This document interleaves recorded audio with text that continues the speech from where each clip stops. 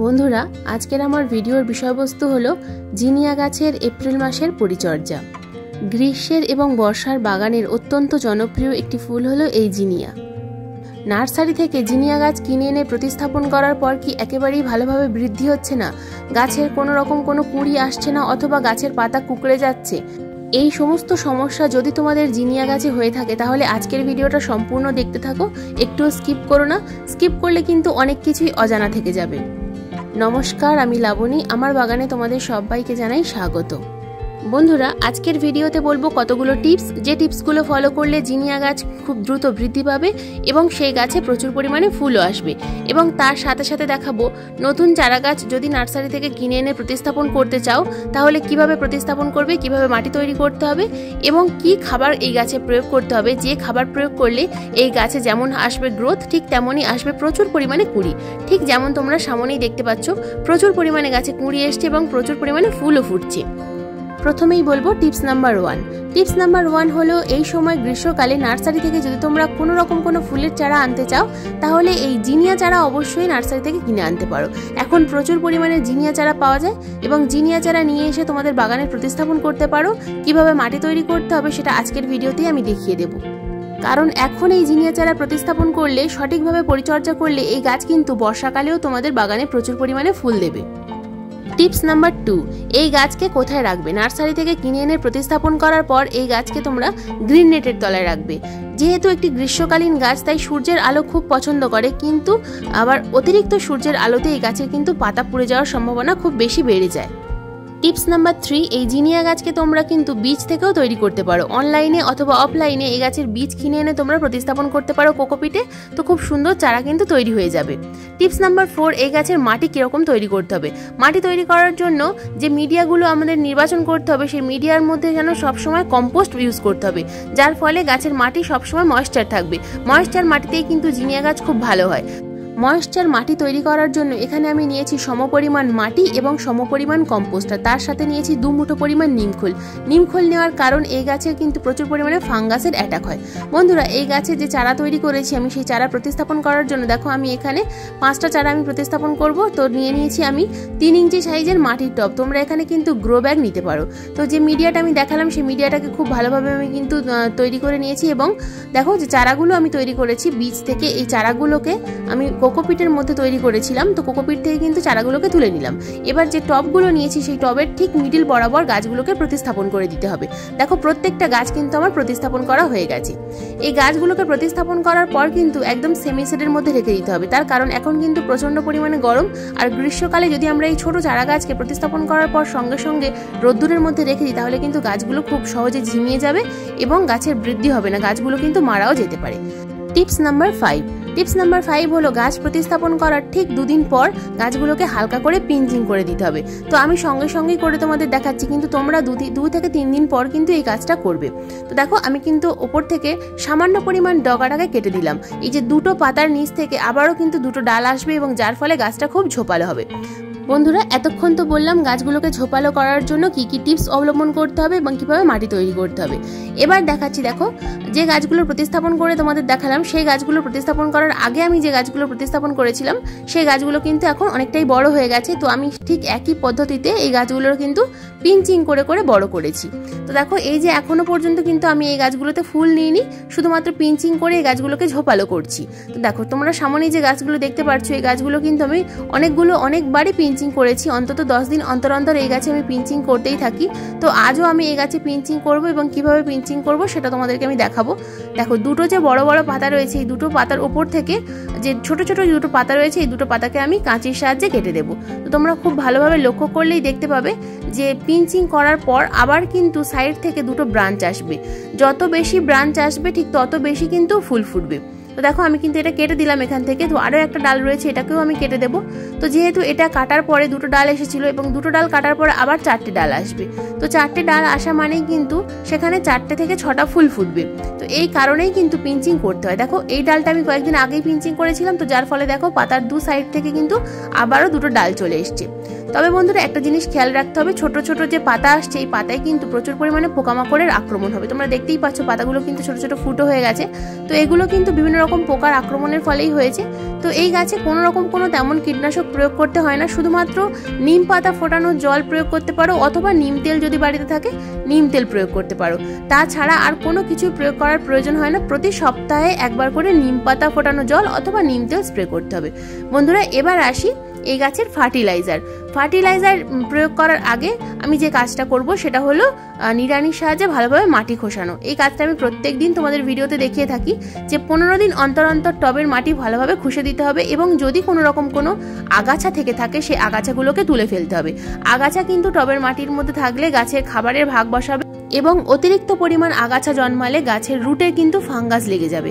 আর টবের মাটি 15 দিন অন্তর অন্তর খুশে দেওয়ার ফলে গাছে কিন্তু শিকড়ে অক্সিজেন গ্রহণ করতে পারবে, যার ফলে গাছ কিন্তু দ্রুত বৃদ্ধি পাবে। বন্ধুরা, এখানে আমি দুটো গাছকে ভালোভাবে পরিচর্যা করে কি খাবার প্রয়োগ করতে হবে সেটা তোমাদের দেখানোর জন্য সামনে আমি দুটো গাছ রেখেছি। বাদ বাকি গাছে আমি পরে খাবার প্রয়োগ করব। বন্ধুরা, ভালোভাবে মাটি খুশে দেওয়ার পর টবের মাটিতে কিন্তু প্রথমেই প্রয়োগ করতে হবে ভার্মি কম্পোস্ট অথবা 1 বছরের পুরনো গোবর সার, অথবা যে কোনো কম্পোস্ট। তোমাদের হাতের কাছে যদি কোন ইউজ করা চা পাতা থাকে সেই ইউজ করা চা পাতাও কিন্তু এখানে প্রয়োগ করতে পারো কম্পোস্ট হিসাবে। তো আমি এখানে প্রয়োগ করব 1 বছরের পুরনো গোবর সার। কম্পোস্ট প্রয়োগ করলে গাছের পাতা সবুজ থাকবে, গাছের শিকড়ে ভালোভাবে বৃদ্ধি হবে, এবং গাছে যে নাইট্রোজেনের ঘাটতি থাকবে সেটা পূরণ হবে। বন্ধুরা, কম্পোস্ট যে শুধুমাত্র নাইট্রোজেনের ঘাটতি পূরণ করে তা নয়, এই কম্পোস্টের মধ্যে কিন্তু রয়েছে প্রচুর পরিমাণে মাইক্রোনিউট্রিয়েন্টস। তো দেখো, আমি এখানে একটা 6 ইঞ্চি টবের মধ্যেই গাছটা প্রতিস্থাপন করেছিলাম। তো এই 6 ইঞ্চি টবের মধ্যে আমি 2 মুঠো পরিমাণ কম্পোস্ট কিন্তু প্রয়োগ করছি। তো তোমরা এখানে অবশ্যই ভার্মি কম্পোস্ট নিতে পারো। তো 2 মুঠো পরিমাণ গোবর সার প্রয়োগ করার পর এখানে আরও একটা খাবার আমি যোগ করব, সেটা হলো ক্যালসিয়াম সমৃদ্ধ যে কোনো খাবার। তো আমি এখানে নিয়ে নিয়েছি 1 চামচ পরিমাণ ডিমের খোসা গুঁড়ো। ডিমের খোসাকে খুব ভালোভাবে ধুয়ে রোদ্দুরে শুকনো করে নিয়ে ভালোভাবে গুঁড়ো করে নিতে হবে। তারপর যে কোনো গাছে প্রয়োগ করতে হবে। গোটা ডিমের খোসা কিন্তু কখনোই টবের মাটিতে প্রয়োগ করবে না বন্ধুরা, তাহলে কিন্তু কখনোই কাজ হবে না ভালো। গোটা ডিমের খোসা যেমন দেবে ঠিক তেমনই কিন্তু থেকে যাবে। বন্ধুরা, ডিমের খোসার পরিবর্তে কিন্তু তোমরা এখানে চকের গুঁড়ো, হাফ চা চক, একটা গোটা চকের অর্ধেক করে নেবে, এবং সেই অর্ধেক চকটাকে গুঁড়ো করে নিয়ে টবের মাটিতে প্রয়োগ করবে। এটা যেটা দিচ্ছি এটা মাসে একবার প্রয়োগ করলেই যথেষ্ট, আর দেওয়ার প্রয়োজন নেই। বন্ধুরা, এবার আমি এই গাছে একটা ফার্টিলাইজার ইউজ করব, তরল খাবার। যে তরল খাবার ইউজ করলে গাছের কিন্তু গ্রোথ ভালো হবে, গাছে খুব ভালোভাবে কুঁড়ি আসবে। তো বন্ধুরা, যে খাবার প্রয়োগ করার জন্য আমি এখানে নিয়ে নিয়েছি দেখো ঘুঁটে ভেজানো জল। এই গোবর ভেজানো জলও এখানে ইউজ করতে পারো। শুকনো গোবর ভালোভাবে 1 সপ্তাহের জন্য ভিজিয়ে আমি রেখে দিয়েছিলাম, তো সেই জলটাকেই আমি গাছে প্রয়োগ করব। কিন্তু এর মধ্যে আমি আরও একটা উপাদান মেশাবো। তো তার আগে দেখো, আমি এখান থেকে যে লিকুইডটা আমি তৈরি করে নিয়েছি সেখান থেকে আমি 1 গ্লাস পরিমাণ লিকুইড অন্য একটা পাত্রের মধ্যে নিয়ে নেব, এবং এই 1 গ্লাস পরিমাণ লিকুইডের মধ্যে আরও একটা উপাদান আমি মেশাবো। যে উপাদানটা মেশালে তবেই কিন্তু এটা আসল একটা ভালো ফার্টিলাইজারে তৈরি হবে। তো দেখো, এর মধ্যে আমি নিয়ে নিচ্ছি 1 চামচ পরিমাণ NPK 10-26-26। এটাকে অনেক জায়গায় সুফলা নামেও বলে। তো এই NPK 10-26-26 এর মধ্যে রয়েছে 10 ভাগ নাইট্রোজেন, 26% করে রয়েছে ফসফরাস এবং পটাশিয়াম। এই গোবর সার ভেজানো জলের মধ্যে হাফ চামচ পরিমাণ NPK 10-26-26 মিশিয়ে নিলে এটা কিন্তু একটা দারুণ ফার্টিলাইজার তৈরি হয়ে গেল বন্ধুরা। তো এর মধ্যে আমি আরও 1 গ্লাস পরিমাণ সাধারণ জল মিশিয়ে নেব। সব সময় যে কোনো খাবার ডাইলিউট করে তবেই কিন্তু প্রয়োগ করতে হবে বন্ধুরা। কখনোই র খাবার গাছের শিকড়ে প্রয়োগ করবে না, তাহলে কিন্তু গাছের ক্ষতি হতে পারে। তো দেখো, এটা কিন্তু আমার একদম ডাইলিউট করে তৈরি করা হয়ে গেছে, এটাই আমি গাছে প্রয়োগ করব। তো এটা এখানে রয়েছে টোটাল 500 ml জল। তো এই 500 ml জলটাই আমি গাছে প্রয়োগ করব দুটো টবের মধ্যে। তো দুটোই কিন্তু 6 ইঞ্চি টব, তো এখানে 250 ml করে প্রয়োগ করলেই যথেষ্ট।